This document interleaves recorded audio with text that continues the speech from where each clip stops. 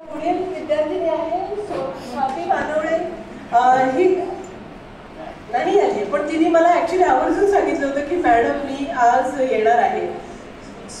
स्वाती ही आपल्या इथे क्रीडा क्षेत्रात अतिशय उत्कृष्ट कामगिरी केली होती आणि नुकतीच मागच्याच आठवड्यात पुढची आपली विद्यार्थिनी आहे ती आहे माधुरी.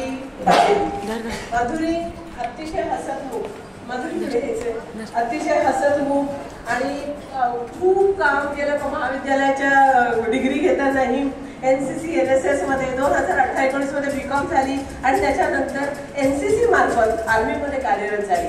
गेली 5 वर्ष ही आर्मीमध्ये आहे. बेस्ट इन्स्ट्रक्टर म्हणून तिचा गौरव झालेला आहे आणि आपल्या महाविद्यालयाची बेस्ट स्टुडंट केली आहे त्या वर्षाची 2018. खूप खूप आणि त्यावेळेला करून काही काम असेल तर सांगा मॅडम.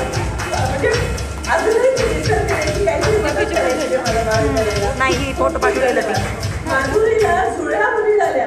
म्हटलं आता ही नोकरी कशी करणार, पण मला इतकं छान वाटतं की त्या 2 मुलींना सांभाळून ही ते पुढचं तिचं काम करत आहे. माधुरीला विनंती आहे की तिने 2 शब्द बोला.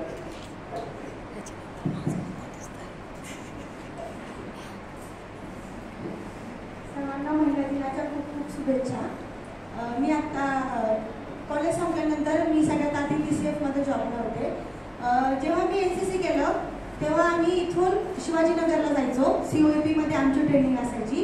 सोनवणे सरांनी आता त्यानंतर आपल्या BGS कॉलेजमध्ये NCC आणलं. ही खूप मोठी गोष्ट आहे. रविवारी जेव्हा आमच्या बॅचच्या सगळ्या मुली झोपलेल्या असायच्या तेव्हा मी, विशाली आणि पूर्वा आम्ही सकाळी 5 वाजता माझे उठली का चल पटकन इथून बसते. सगळ्यात पहिला स्टॉप वृषाली धरायची BGS कॉलेजवरून, दुसरा पूर्वा धरायची वाकेश्वर मंदिरवरून, तिसरा मी धरायची उमाळीनगरवरून. तिघी सोबत जायचो, सोबत यायचो. आमची भांडणं झाली, सगळं झालं, भांडणं तंडे सगळे करून आम्ही अजूनही एकत्र आहोत. जेव्हा कॉलेजमधून फोन आला की येणार आहे का, सगळ्यात पहिला फोन वृषाली येणार, काय घालणार आहे साडी ड्रेस काय घालायचं, माझ्याला नवीन वन पीस आत्ताच घेतलाय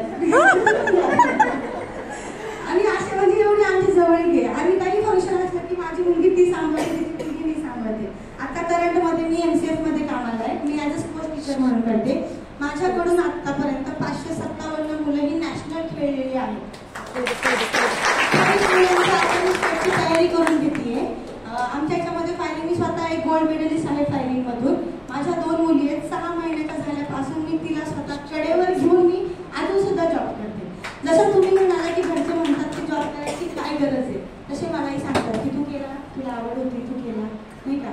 आता 2 मुलीत लक्ष दे म्हणजे हो ठीक आहे. एक मी माझ्या आईकडे सोडली, एक सासूबाईंकडे धुळ्याला सोडली.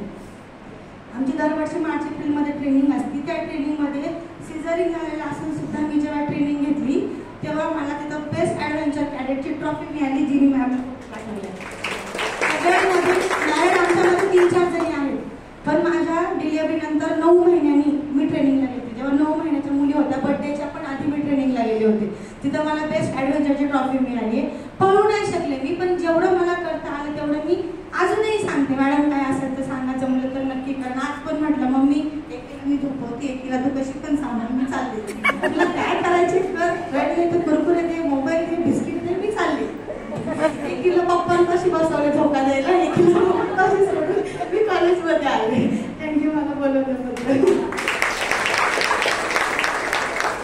खूप खूप धन्यवाद इथे आल्या.